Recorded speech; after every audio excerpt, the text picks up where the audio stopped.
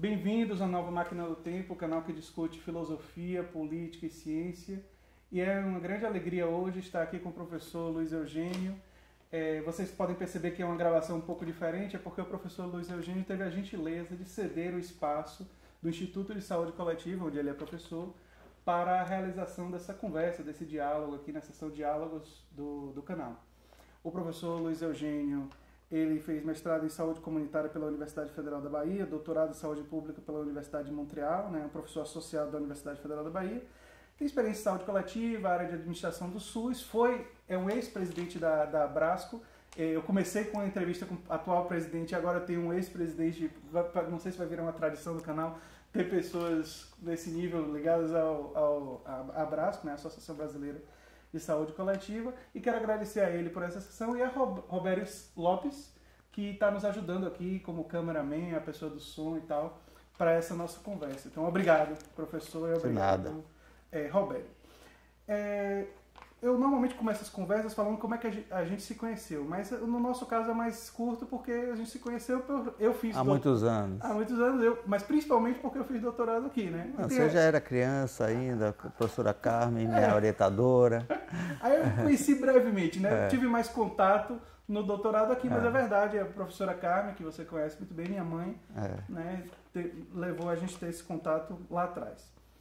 E o nosso primeiro tema que eu quero conversar com o senhor é a situação do SUS hoje. Nós estamos num cenário, eu chamaria pós-golpe jurídico parlamentar, não sei se o senhor concorda comigo, mas eu entendo que é um golpe jurídico parlamentar. Para mim, a principal evidência é que logo depois o suposto crime de responsabilidade deixou de ser crime de responsabilidade, então para mim essa é a maior evidência de que foi... As pedaladas. As pedaladas fiscais deixaram de ser crime de responsabilidade, então essa é uma evidência forte de que foi por motivos políticos, né?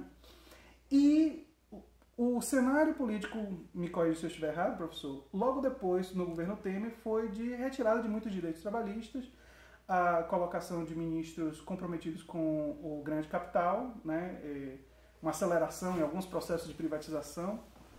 E aí eu me questiono, o SUS é a política social mais avançada que tem no Brasil, pelo menos na minha opinião, e já passava por uma série de dificuldades. Como é que fica o SUS nesse cenário? O que é que o senhor pensa sobre esse momento do Brasil? De fato, o Brasil vive um momento muito grave, um momento muito difícil, como você disse, de ataques aos direitos sociais de um modo geral. A emenda constitucional número 95, aprovada em 2016, congela os gastos do governo federal nas áreas sociais. A única rubrica orçamentária que permanece livre é o pagamento da dívida pública.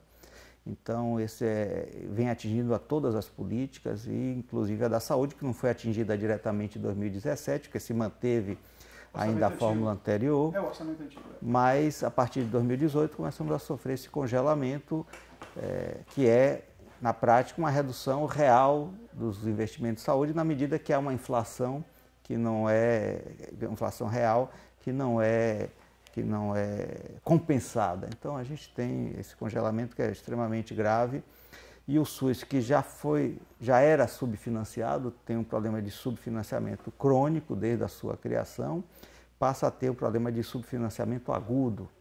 Então nós estamos assistindo em muitos municípios ao fechamento de serviços, à diminuição das equipes, como que para complementar as medidas, os efeitos dessa emenda constitucional número 95, a gente tem duas outras medidas tomadas no âmbito do SUS, do Ministério da Saúde, pela Comissão Intergestores Tripartite, com aval, portanto, dos secretários municipais e dos secretários estaduais de saúde, que é a chamada nova política de atenção básica, que na prática elimina a distinção entre a estratégia de saúde da família e qualquer outra forma de prestação de serviços de atenção básica ou de atenção primária à saúde, o que vai implicar certamente na diminuição do programa, da cobertura do programa Estratégia de Saúde da Família e do aumento, da sua substituição, não diria aumento, mas da sua substituição pela atenção básica tradicional, que é ancorada na atenção à demanda espontânea,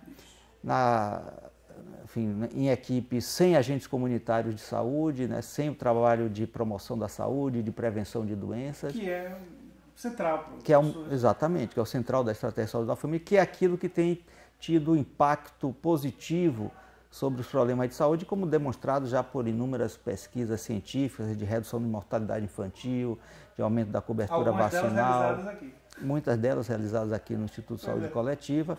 Enfim, então, vocês vejam que essa nova política de atenção básica, em certa medida, é um ajustamento, uma adequação das medidas do SUS, no caso da atenção primária, ao contexto de restrição de recursos.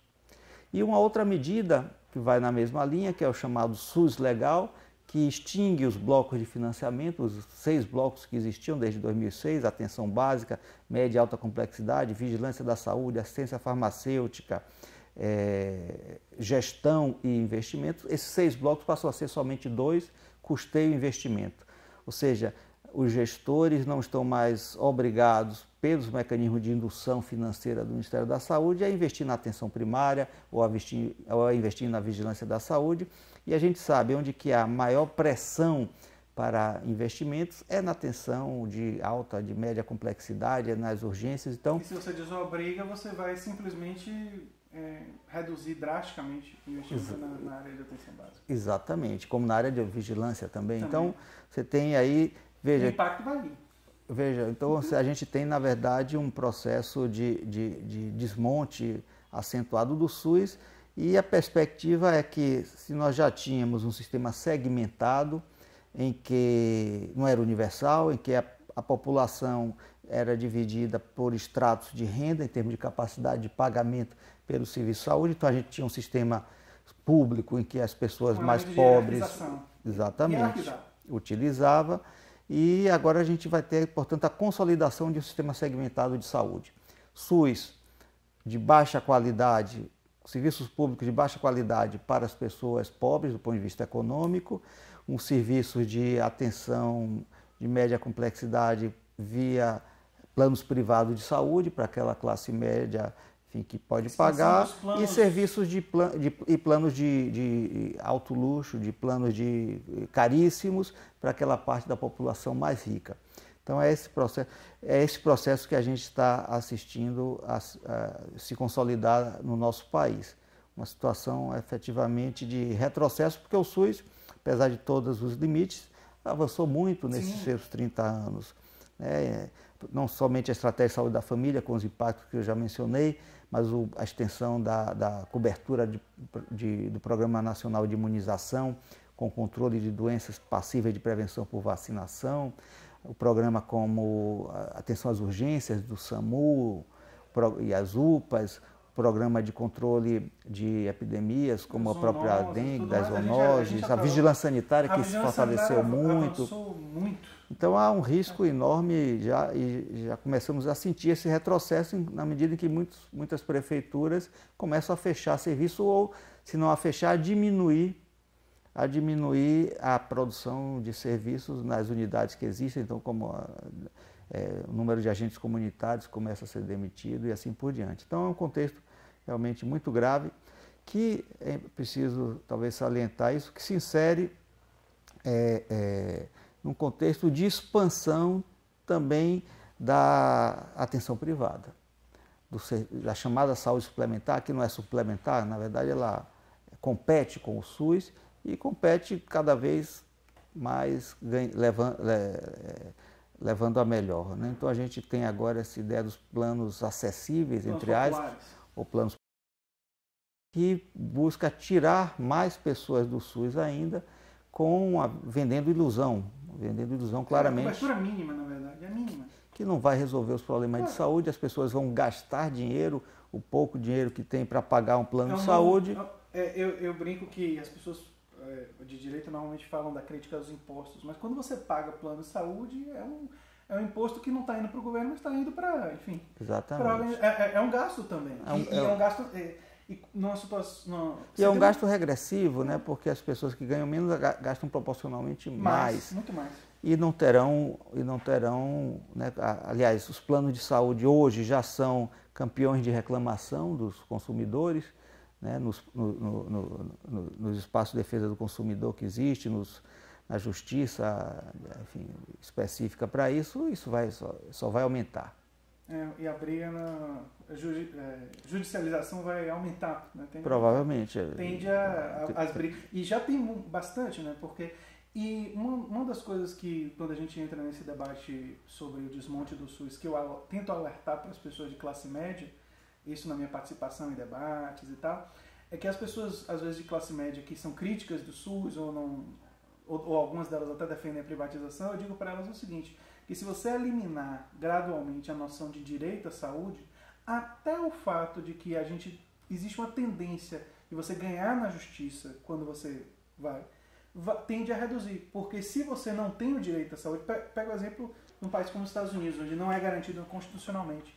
As grandes empresas pagam advogados melhores, têm grande chance de vencer os processos de judicialização.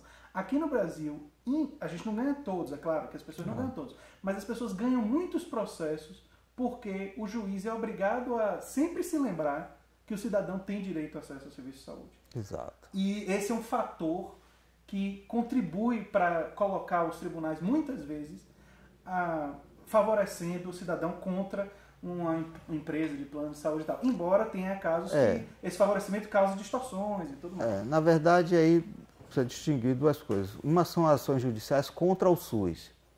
E aí sim, nessas ações, o juiz se vale do que está na Constituição, que é a garantia do direito, o dever do Estado e o direito de todos à saúde, para deferir o pedido do reclamante. E às vezes prejudica o coletivo, tem problemas. No caso das ações contra planos de saúde, de usuários, de beneficiários, enfim, portadores de plano de saúde contra as operadoras, aí em geral não entra o direito à saúde, o que entra é o Código de Defesa do Consumidor. Quando é um contrato pessoa física, que cada vez mais, hoje você não consegue fazer, se fazia antigamente, as operadoras vendiam contratos para pessoas físicas, só pessoas jurídicas. E aí se criou a ideia da intermediação, etc. Mas quando você tinha os planos que se referem à pessoa física, aí vale o Código de Direito de Defesa do Consumidor, e aí, de modo geral, os usuários têm sido vitoriosos nas suas ações judiciais. Mas aí não entra em questão o direito à saúde, porque não é o Estado. A operadora não tem um dever de garantia. É uma operadora privada. Privada, né? Exato. Na hora que você vai... Mas quando envolve a vida, né, perigo de morte e tal, eu não sei até que ponto o direito à vida e tal, esse tipo de argumentação não possa ser utilizada, né? Embora, claro, não é... Aí sim, claro, o risco de morte, o risco de vida, tudo isso se coloca, não tem dúvida, mesmo na esfera do direito privado. Mesmo na esfera do direito privado, ela entra. Eu gostaria de dizer que nós vamos agora para o segundo bloco, essa finalização do primeiro bloco, discutindo a questão do direito à saúde.